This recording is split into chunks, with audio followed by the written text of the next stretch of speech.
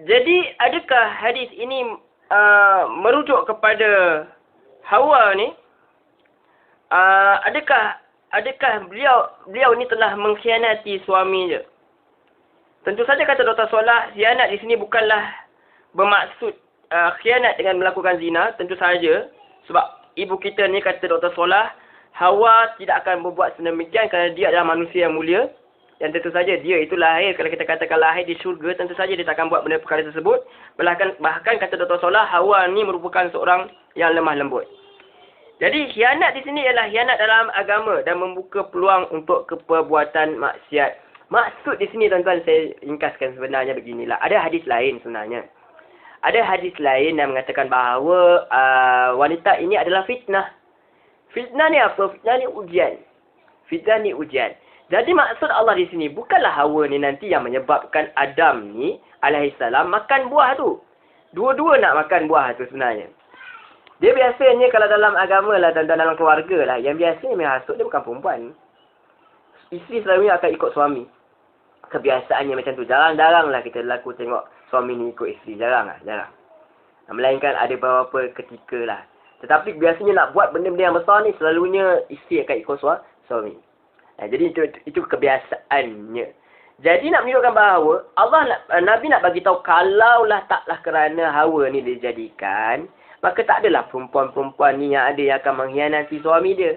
Maksudnya senang kata, kalau perempuan tak wujud, tak adalah pengkhianatan. Tiadalah orang yang akan mengkhianati isteri, yang mengkhianati suami. Begitu juga kalau tak ada suami, tak adalah suami yang akan mengkhianati isteri. Ini menceritakan bagaimana kalau dia tak wujud. Tetapi kalau perempuan tak wujud, tak ada zuriat. Yang itu nanti akan dikatakan bahawa perempuan ini seperti tulang yang bengkok. Kalau kita keras sangat dia patah. Kalau tidak dia akan kekal. Kalau kita tak nasihat akan kekal bengkok. Jadi itu sifat dia. Bukan mengatakan bahawa perempuan ini adalah penyebab utama. Tetapi ini cerita berkenaan dengan wujud tak wujud. Kalau tak wujud tak ada masalah. Macam itulah saya kata. Tetapi bukan maksudnya tak ada masalah. Sebab tidak ada apa. Tidak ada berbeza jantina. Itu sahaja. Begitu juga kalau tak ada lelaki, tak adalah masalah pada perempuan. Itulah antaranya. Wallahu a'lam. Jadi kita tegas mengatakan bahawa ujian utama yang dihadapi oleh lelaki ialah wanita. Bukan kerana wanita tu jahat, tapi kelemahan lelaki itu sendiri. Jadi banyaknya perbezaan lelaki dan perempuan ni akan berlakunya banyaknya silih berganti. Bahkan ada dalam ayat Quran mengatakan bahawa anak dan isteri ni boleh jadi musuh kepada ayah, kepada suami itu sendiri, kepada ayah atau suami itu sendiri. Sedangkan ramai saja anak-anak yang membawa ibu bapa ke syurga. Jadi kita kena lihat banyak konteks, tak boleh lihat satu hadis saja. Kena lihat pada ayat Quran, kena lihat kepada terjemahan tafsir para ulama. Okey, jadi kita selesai bahawa Hawa bukanlah penyebab Adam terkeluar daripada syurga, tetapi melainkan mereka kedua-duanya mahu kerana godaan oleh iblis, oleh syaitan. Kerana apa? Pengalaman belum ada, masih lagi muda lah, kata muda remaja, baru lagi nak baru kenal dunia, maka mudah diperdayakan. Okey? Tetapi kenapa Allah benarkan? Supaya kelak dia berhati-hati, musuh ini akan ada bersama-sama mereka di dunia kelak. So manusia akan sentiasa diingatkan dengan ujian ini. Wallahu a'lam. Jadi Hawa ini adalah isteri kepada Nabi Adam. Sebab tu Allah kata, ya ayuhan nasu taqu rabbakumul ladzi khalaqakum min nafsin wahidah wa khalaqa minha zawjaha wa bassa minhuma rijalan katsiran wa nisaa wattaqullaha alladzi tasaaluna bihi wal arham innallaha kana 'alaikum raqiba. Allah Subhanahu wa taala berfirman, bermaksud, wahai sekalian manusia, bertakwalah kepada Tuhan kamu yang telah menjadikan kamu dari diri yang satu, yakni Adam, dan yang menjadikan daripada Adam alaihissalam itu pasangannya, yakni Hawa, dan juga yang membiarkan dari kedua zuriatnya keturunan lelaki dan perempuan yang ramai. Dan bertakwalah kepada Allah yang kamu selalu meminta dengan menyebut namanya, serta peliharalah hubungan yakni silaturahim kaum kerabat kerana sesungguhnya Allah sentiasa memahati, yakni mengawasi kamu. Jadi, sebagian ulama mengatakan bahawa Hawa adalah makhluk yang diciptakan daripada diri Adam. Mereka berpegang kepada zahir ayat wa khalaqa minha zawjaha.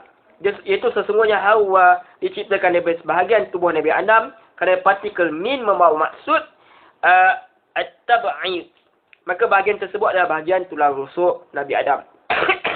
Walau bagaimanapun ada yang tidak bersetuju, termasuk Syekh Salah mengatakan bahawa Allah telah menciptakan manusia daripada jiwa yang satu, dan daripada jiwa yang satu ini diciptakan isterinya. Wallahu a'lam. Kalau kita katakan bahawa berdasarkan hadis yang lain bahawa Adam ini, Hawa ini benar-benar daripada tulang rusuk Adam, pun tak ada masalah. Sebab ini adalah awal-awalnya. Adakah semua perempuan itu datang daripada tulang rusuk suami dia? Saya katakan tidak. Dia melalui proses sama dengan lelaki lah, iaitu ada proses kemudian. Sebab kita adalah cucu cicit dia, tidak directly daripada tanah atau tulang rusuk. Orang kata tulang rusuk bergetar tu ada masalah, kena pergi hospital. Okey? Sedangkan mengatakan bahawa, sebab kalau katakan dia ada ramai suami, misal dia mati suami dia kahwin 4 kali, adakah dijadikan daripada 4 tulang rusuk? Tentu saja tidak.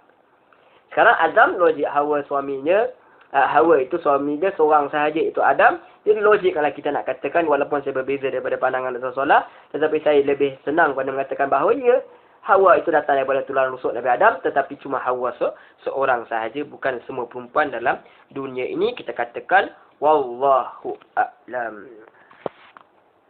Ada yang menolak bahawa Hawa ini jadikan daripada tulang rusuk, mengatakan bahawa ia daripada Israiliyat. Wallahu a'lam. Saya sendiri tak pasti ada tak hadis directly yang mengatakan bahawa Hawa ini daripada tulang rusuk. Kalau tuan-tuan boleh tolong saya carikan hadis tersebut. Cuma yang pasti adalah daripada Imam Bukhari dan Imam Muslim.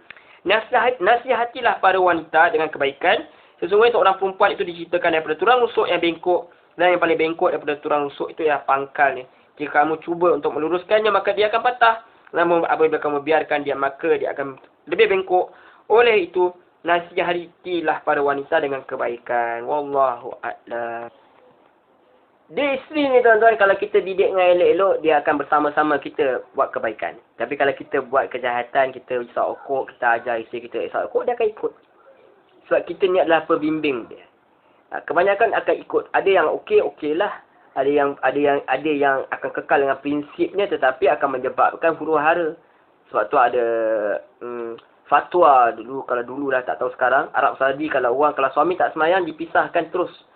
Kalau dia bawa ke mahkamah, dipisahkan perkahwinan itu kerana tak mungkin satu suami yang tidak semayang boleh mendidik, menjadikan keluarga itu keluarga yang baik. Itu antaranya.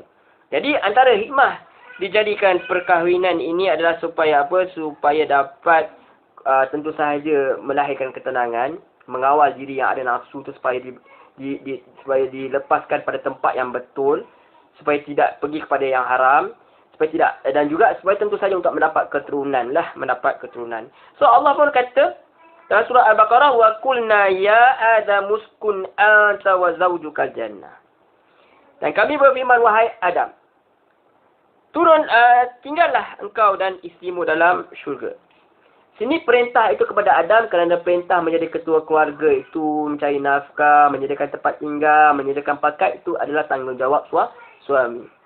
Jadi perintah itu kepada Adam. Anta wa zawjukal jannah. So bila suami ada tempat tinggal, isteri pun directly akan dapat tempat tinggal. Wa kula minha ragadan haitsu syi'tuma. Maka makanlah sepuas-puasnya apa yang kamu sukai. Wala taqraba hadhihi syajarah. Tetapi jangan kamu dekati satu pohon pokok ini, fatakuna minaz zalimin. Kalau tidak, kamu akan zalim. Menzalimi diri kalian sendiri. Ini dia. Allah nak didik sebab Adam ni nanti bersama isterinya Hawa akan diturunkan ke dunia. Dan tentu saja di dunia ini ada banyak pantang larangnya, tidak seperti mana di syurga. Ada yang halal, ada yang haram. Maka di syurga Allah didik lagi Adam awal-awal lagi ada semua benda yang halal, kecuali jangan dekati satu pokok ni saja. Ini bukan soal pokok, tuan-tuan. Nanti orang tanya pokok ni nanti ada lagi kat syurga ke? Bukan. Ini soal syariat. Syariat ketika itu, Allah kata tak boleh dekati pokok. Arak di dunia haram, arak di syurga halal. Okey? Jadi kita dapat lihat perbezaan. Ya, benda yang sama ke benda yang tak sama, wallahu a'lam. Tetapi namanya tetap arak lah. Jadi yang di dunia itu halal. Yang di dunia, minta maaf, di dunia itu haram. Yang di syurga itu halal. Maka sekarang syariat yang Nabi Adam berada di syurga itu, syariat ketika itu perintah Allah kata jangan dekati satu pohon saja. Sebagai latihan kepada Adam. Kita di bulan Ramadan sekarang. Burger halal tak? Apa cerita burger pagi-pagi ni? Kambing bakar halal tak? Apa je, isteri halal tak? Semuanya halal tapi sekarang haram. Sebab apa? Allah kata tak boleh. Sampai nanti nak maghrib nanti baru boleh. Kan? Takbiratul ihram. Allahu akbar. Kenapa haram? Takbir yang mengharamkan apa? Pergerakan tanpa ada reason. Makan, minum, hubungan suami isteri, bercakap. Semua tak boleh. Jadi faham tak? Syariat. Ada waktu ketika ni Allah boleh buat perkara tersebut sebab Allah memiliki segala-galanya. Bukan kata syurga nak orang kata berpandangan syurga ni bukan syurga yang sama dengan kita nanti. Tak. Allah kata syurga. Tetapi syariat ketika itu Allah yang membuat syariat, maka Allah boleh bebas melakukan apa sahaja yang dia mahu. Kita awal-awal lah bincangkan perkara tersebut. Bila Allah kata kun fayakun. Jadilah maka jadilah. Okey. So kita faham, kita hamba. Kata Dr. Salah, betapa rosaknya kehidupan orang barat apabila ada sebahagian mereka yang menolak perkahwinan antara lelaki dan perempuan.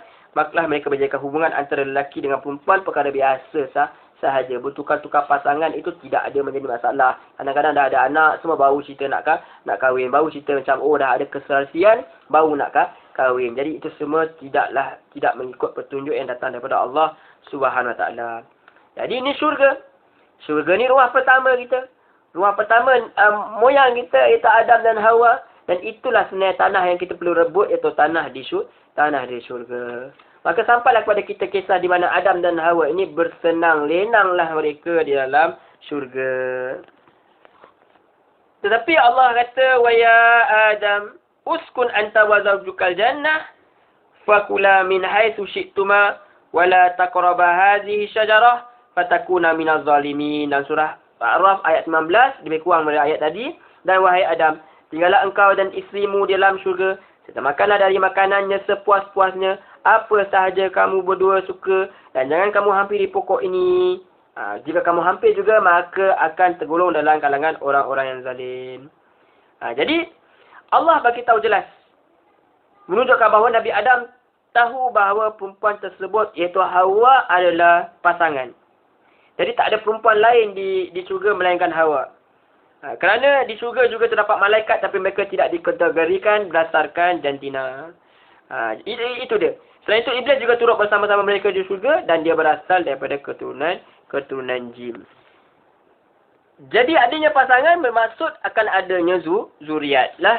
Maksudnya lelaki dan perempuan itu tentu akan melakukan sesuatu yang sesuai dengan fitrahnya yang dihalalkan oleh Allah Subhanahu Wa Taala dengan jalan perkahwinan. Wallahu a'lam.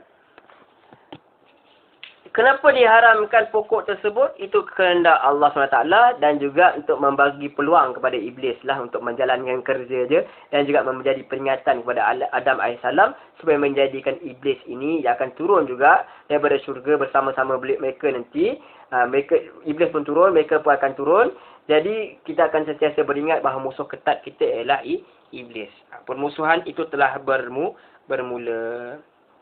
Jadi kita akan lihat bagaimana Allah cerita dalam surah Taha. Wa idh qulna lil malaikati isjudu li adama fasajadu illa iblis.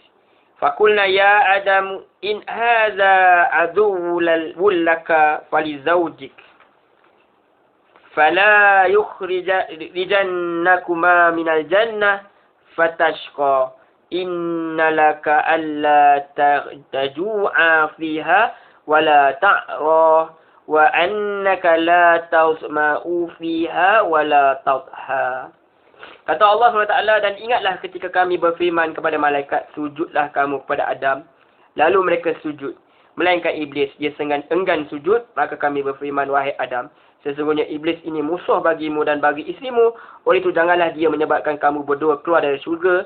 Kerana dengan demikian, engkau akan menderita Sesungguhnya telah dikurniakan berbagai nikmat bagimu, bahawa engkau tidak akan lapar dalam syurga dan tidak akan bertelanjang, dan sesungguhnya engkau juga tidak akan dahaga dalam syurga itu dan tidak akan merasai panas matahari.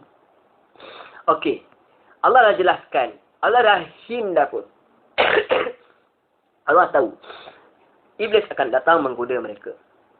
Okey. Allah kata, janganlah mereka ni, iblis ni akan keluarkan kamu. Maksudnya Allah akan turunkan Nabi Adam dan Hawa, tapi dengan cara lain lah.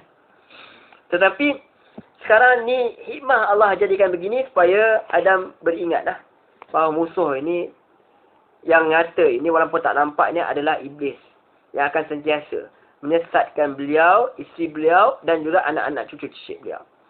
Jadi Allah kata nanti iblis ni akan menyebabkan kamu bertelanjang.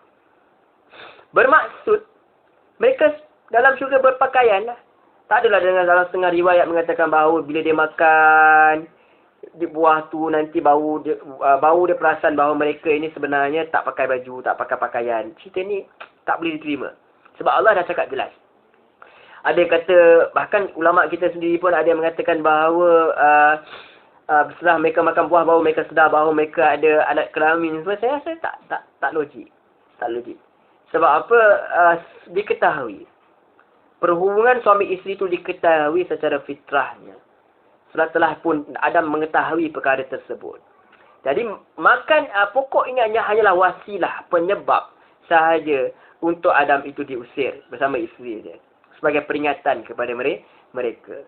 Tetapi ini apabila diusir dengan cara yang tidak berapa cantik ini dari segi kita lihat, so kita pun lihatlah, kita pun kena berendamlah dengan syaitan ni. Engkau yang telah menelanjangkan, engkau yang telah menyebabkan mak ayah aku ni terkeluar daripada syurga dalam keadaan macam tu, kita akan secara bermusuh. Tetapi malangnya kita lihat orang zaman sekarang pun banyaknya yang bertelanjang juga. Berpakaian tetapi seolah-olah bertelanjang, seolah-olah sekarang iblis tak perlu nak buat, syaitan-syaitan semua tak perlu nak buat kata usaha yang keras lah. Sebab apa? Kita telah memudahkan kerja mereka. Wallahu a'lam. Nanti kita sambung lagi perbincangan bagaimana iblis datang cuba menggoda Adam dan Hawa. Benarkah pokok ni namanya pohon khuldi ataupun ini cuma rekaan semata-mata oleh seorang insan, individu yang bernama iblis? Nantikan insya-Allah pertemuan kita. Nanti pertemuan yang berikutnya pada insya-Allah, kalau tak ada apa arah, kita jumpa esok insya-Allah. Kalau tak pun ada pertemuan kita yang nanti. Mudah-mudahan Allah merahmati kita semua. Minta maaf atas segala kekurangan. Suara pun tak berapa baik. Batuk masih lagi. Dah kurang sikit. Tapi alhamdulillah kita masih lagi diizinkan Allah untuk memperbincangkan perkara ini. Mudah-mudahan Allah mempermudahkan, memberi taufik dan hidayah kepada kita untuk memahami kisah para Nabi ini. Supaya kita sebagai pujukan buat kita. Sebagai peringatan buat kita. Sebagai ibrah untuk kita. Supaya kita menjadi orang yang lebih baik. Supaya kita ingat bahawa syaitan itu selama-lamanya adalah musuh kita. Dan kita ingat bahawa Allah itu baik sangat. Dilahirkan Adam Hawa itu dalam syurga. Dijadikan Adam Hawa itu dalam syurga. Hidup syurga diberi kenikmatan. Kita juga hidup di dunia dapat kenikmatan. Walaupun tak sama seperti di syurga. Tapi tetap rasain nikmat tersebut. Wallahu'alam. Terima kasih kerana sudi mendengar. InsyaAllah kita jumpa lagi dalam pertemuan yang berikutnya. Tutup dulu dengan tasbih kafarah. Subhanakallahumma wa bihamdik. Ashhadu an la ilaha illa anta astaghfiruka wa atubu ilaik. Wa sallallahu ala Muhammad wa ala alihi wa sahbihi wa sallam. Walhamdulillahi rabbil alamin. Wassalamu alaikum warahmatullahi wabarakatuh.